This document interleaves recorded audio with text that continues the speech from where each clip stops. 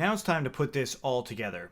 What we have here is a starting point. So of course you're going to want to get this on GitHub unless you want to copy the whole thing.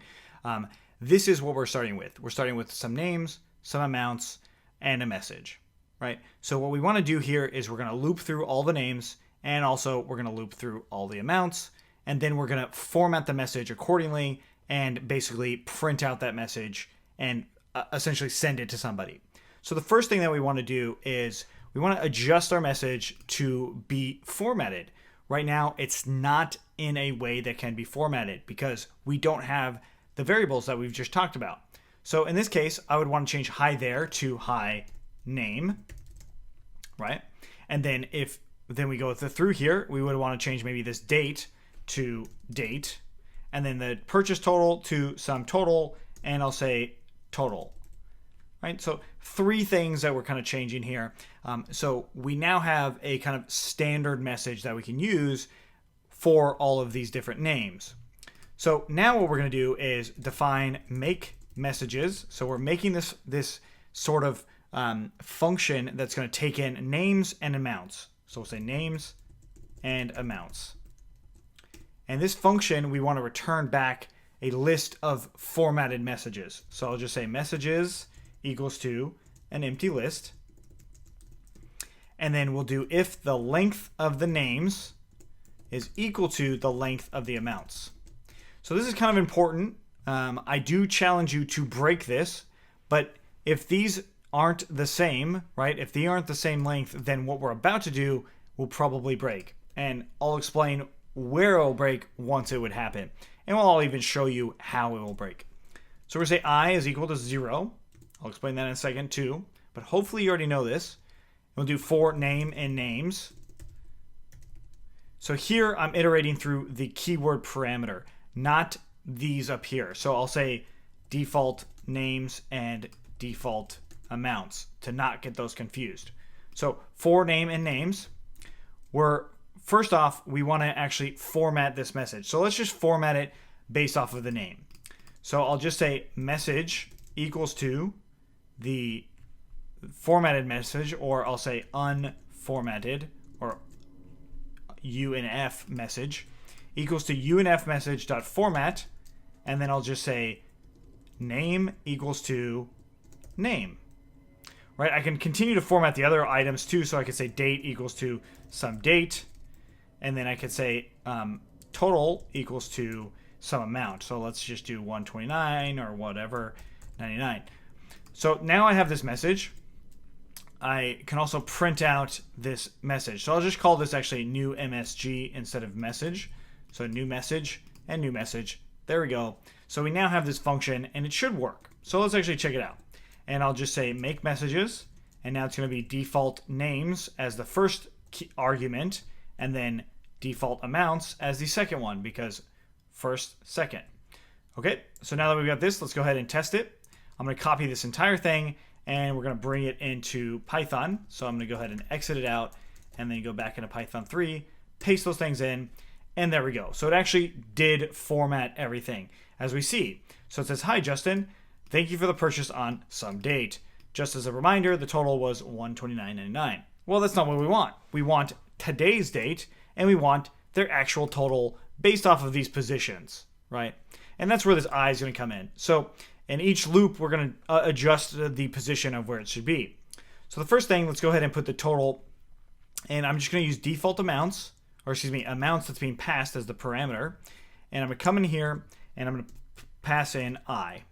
So now what we're doing is we're looping through the names, and then we're getting the same position for the amounts. So the first one is going to be Justin. The amount is going to be $123.32. So that's actually all we'll leave it at yet. But then I do also want to do I plus equals to 1. So then that way the loop is actually going through accordingly. And that's even more important why these lengths are important. So if either one was wrong, like if there wasn't enough amounts, then we would get an index error, which I'll show you in just a second. I'm going to go ahead and copy all of this stuff again, and we're going to paste it in here. And now it actually shows us the amounts. The format of the amounts is kind of bad, but we'll fix that in just a moment. But everything else is right. So the numbers are right. All that's good.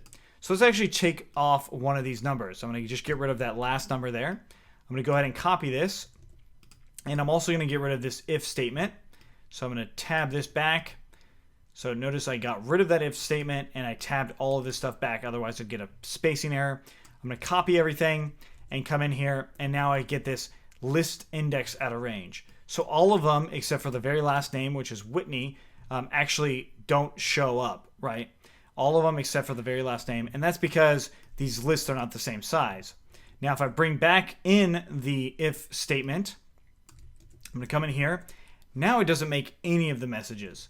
So it's not the greatest thing ever to have this sort of statement, but at the very least, it's not going to break everything. So let's put that amount back in, and now we have all of our amounts. So if I copy and paste it one more time, should work just fine. So now we did learn about the amount formatting in the Python cheat sheet. So if I wanted to format all of the amounts so they all look the same, that is, they all have 2 digits in their decimal place, I could come in here and I could take a look at the float substitution, and I see that there's one called 2 decimal places. So this is how I could format it. So I could literally copy this, come back in here, and inside of name in that for loop, I'm going to paste this in. I don't need to print it out, but I could just change this text to being, let's call this the new amount. And it says 2 decimal places, right? So we can get rid of that part of this string, get rid of that. And now it just says 20, which we can replace with our actual amount, which was amounts, and we paste that in there. Great. So that's the bulk of the actual challenging part for this actual formatting, right? 2 sets of data to format our message.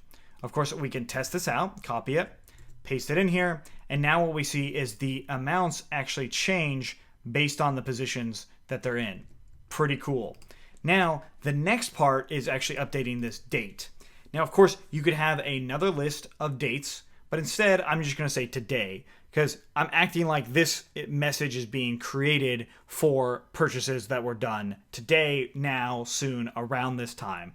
This date is just kind of arbitrary, but it is important to see how the formatting the date is done. So what we could do is I'm just going to grab this very first one. I'm going to go ahead and copy that whole thing. And I'm going to come in here and I'm going to paste it above my function. So the reason I paste it above my function is because I actually want to put the import at the very top of the Python file.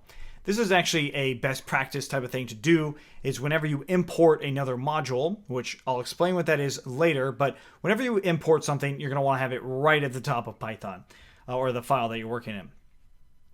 So now we've got this formatted text here. I can actually go ahead and cut this out and paste it inside of this loop as well. Well, since it's the same actual date, I don't need to paste it in the loop. I can actually paste it outside of the loop because it's not going to change. The date just doesn't change in this loop. Of course, again, if you're wanting to format it to something different, then you totally could do that. So I'm going to use this text for our sum date and just paste it in here and go ahead and get rid of that print statement. And now I'm going to copy everything again and paste it in here. And now what we see is an actual date that's showing up. So there we go. That is our message. It's actually creating and crafting this message for you that is showing you in a date. It's giving you an amount that's based off of a position.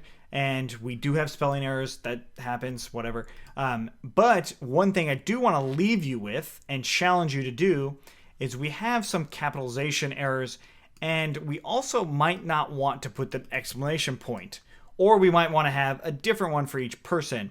That part, the punctuation is not that big of a deal, but the capitalization might be. So what I recommend or suggest that you guys do as a bonus, which I will have this in the final bonus code, is to update and change these names inside of your function, right? So inside of here, make the change to the default names so they're all capitalized. The first letter is capitalized, and then everything else is not.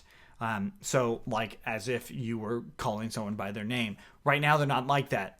So that's my little challenge to you. That's the end of day 6. I know we covered a ton here. I realize that, but I do want to emphasize that everything that we covered here is important, but it's just going to be stacked on. So what I mean is we're going to come back to this stuff. This reference guide is something that is there for a reason. You absolutely should use this reference guide.